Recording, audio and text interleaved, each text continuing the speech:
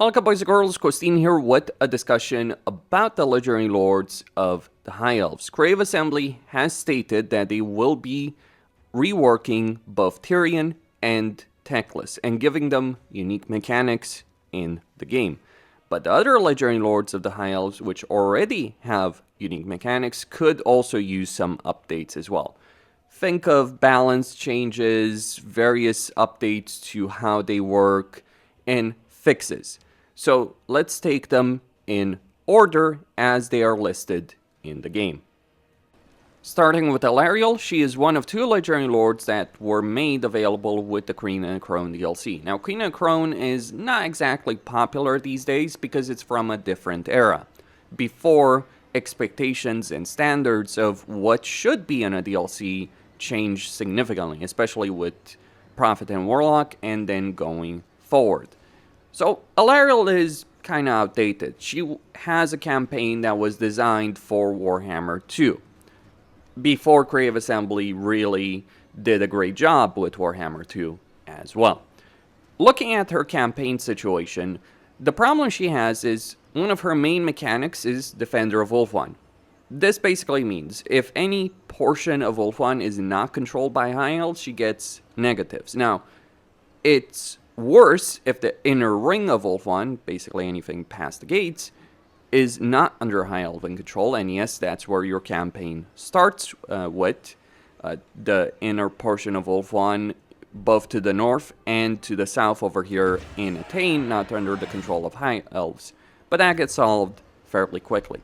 The problem with this meter is that it's a significant negative early on in a campaign, and then once you turn it around or you deal with the inner part of Ulthuan, you either don't care because outer Ulthuan doesn't impact you as much, or you start getting positives. Assuming it even works. This meter has bugged out so many times in so many campaigns. In fact, I would struggle to remember the number of times it didn't bug out.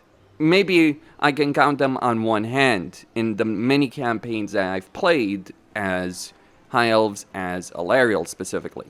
Now, Alarielle is the Empire builder of the High Elves. Makes sense, since she is one of the two racial leaders, along with the Phoenix King, who is represented basically by Tyrion over here.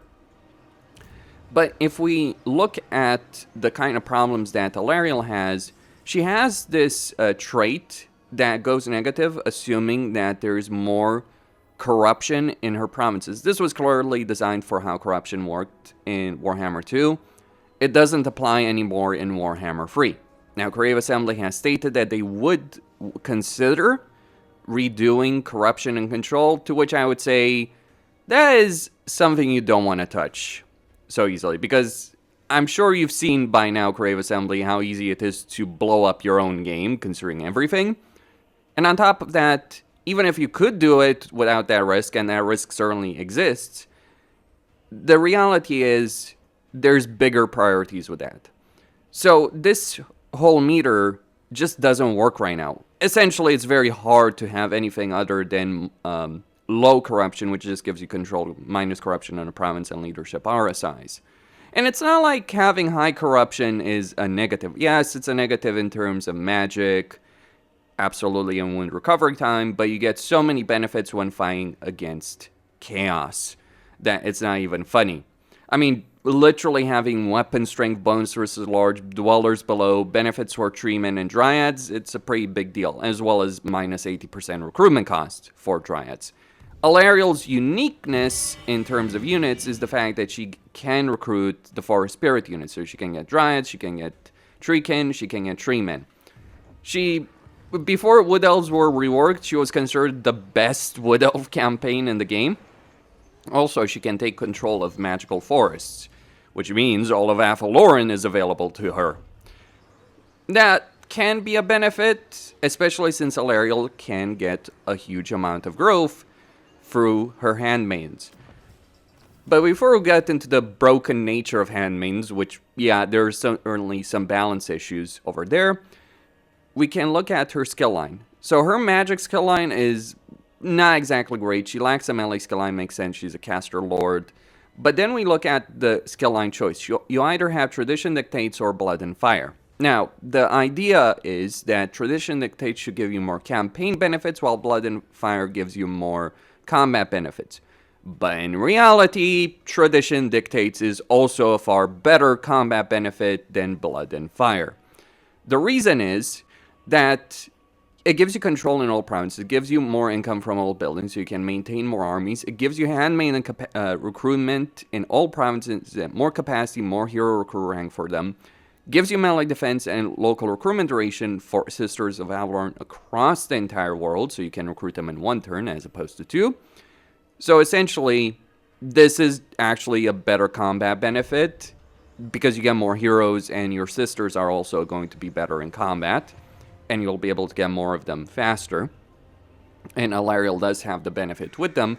But then you also have the Sword of Cain. See, the Sword of Cain is a huge combat benefit. The downsides are supposed to be economic, control-wise, and diplomatic relations-wise.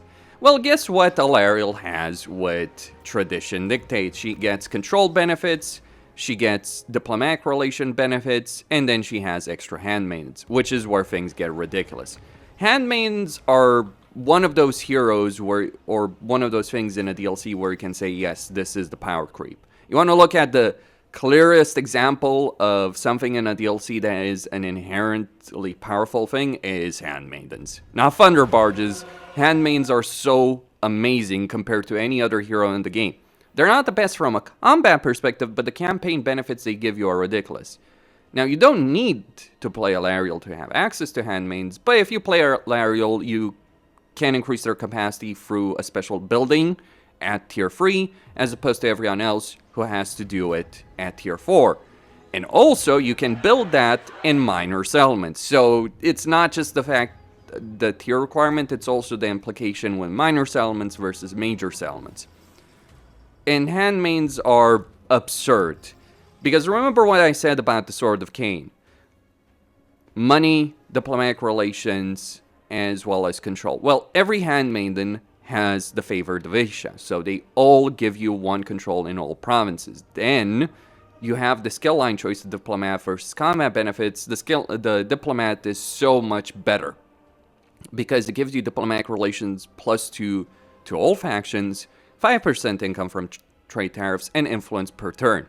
They also give you casualty replenishment and growth. And that's just the inherent benefits that handmaidens have. When you start looking at the kind of traits these heroes can get, you start looking at traits that give you things like +40 growth in a province, or growth across your entire faction.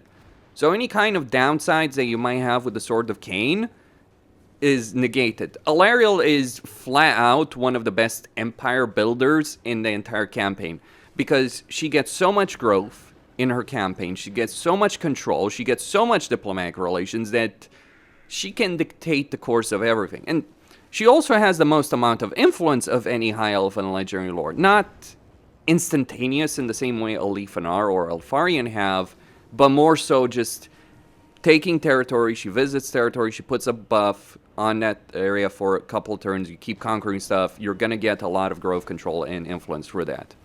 So essentially, Alarielle just maxes out control, maxes out growth, maxes out influence. And by the way, control is also a growth factor because it does affect your growth if you're at a low level of control. And notwithstanding the fact that the High Elven economy inherently relies on high level of control. Hopefully CA rebalances that, but Alarielle either will end up being very pointless due to the rework, or she'll end up even stronger, and she's plenty strong. It's just, she's strong after like turn 20. Before that, it's just a pain in the ass to play this campaign, which, yes, does tackle the inverted difficulty curve aspect, because once you win that early game, nothing is stopping you. That is one of the big issues with High Elves. They're so powerful once you build up, but Alarielle is more ridiculous than everyone else from that perspective. Having more heroes than everyone else, better economy, better control, growth, etc., is a huge freaking deal. Next up, we have Alith Anar, the Skaven legendary lord of the High Elves, and I'm not joking on that. Every single army that Alith Anar has can use the Underweight and can also use Stock stance, which is an ambush attack stance. it is ridiculously good what he does have available, and it does work. There's not necessarily a lot of frustrations to be had with Alith Anar himself, just a couple of relatively minor things in comparison to others. Sure, it would be interesting if he was actually playing a world campaign where he was going around fighting foes as opposed to just having to kill certain characters in order to get benefits, which he's also really good at because he has a unique hero that will assassinate others without any kind of failure.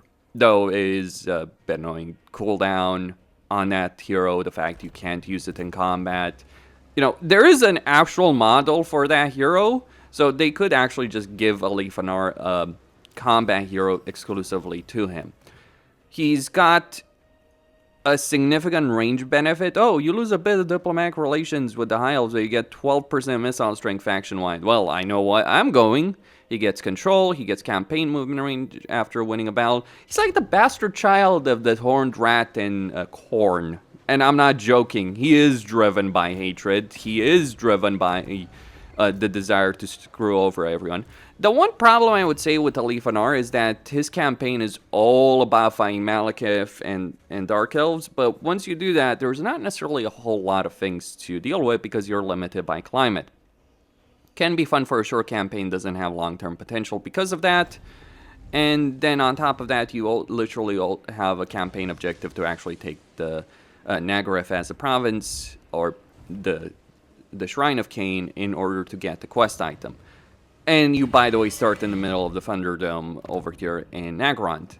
Though you are, again, extremely powerful and you get a lot of rewards over here through these murder missions. I would say what's annoying about these murder missions is that they're always randomized whenever you start a campaign, so really to make the most out of Alith Anar, you have to start a campaign over and over again with these. And these also can bug out to a certain extent. Basically, you're supposed to get a new set of missions once all these lords are eliminated, but if you're not the one eliminating them, you're going to have to wait the full 20 turns.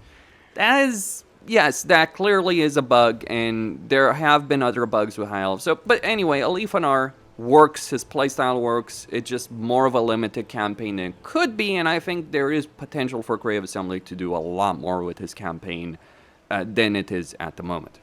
Also, could we not get murder missions against Order factions? Because, yes, that can happen in a campaign, and it is ridiculous that it does happen. Next up, we have Eltharion the Grim, who's Warhammer Batman. He even has Superman right next to him, though maybe Cavill should become a legendary hero and have a special skill line as well. Would be nice, Creative Assembly. But really, Eltharion is a pretty good legendary lord. He does have unique units only he can recruit. Maybe others should be able to recruit them if the new tower system that CA is implementing is anything to use. But Eltharion does have a lot of power. The problem in his campaign is more about two issues. One, he is in the Badlands, but he can't take over mountains, which, yes, there's quite a few of those nearby. And then the desert itself is uninhabitable climate as well. He's supposed to have this rivalry with Grom, but Grom is next to Ivres, and Eltharion is just on the other side of the mountains right there, so that is a bit of an issue. So climate issues, positioning issues in his campaign. Like Grom and Eltharion should be clashing when you're playing him or when you're playing Grom. So those are some problems. Also the fact that essentially in terms of dealing with mountains, Alith Anar is better because he can use the underway stand. So it's like if you're playing Eltharion, you should have a way of navigating the terrain over here, because not having that in this area can be an issue. I mean, if you're going to fight greenskins, that is one of those things, like mountain climate, being able to navigate mountains themselves.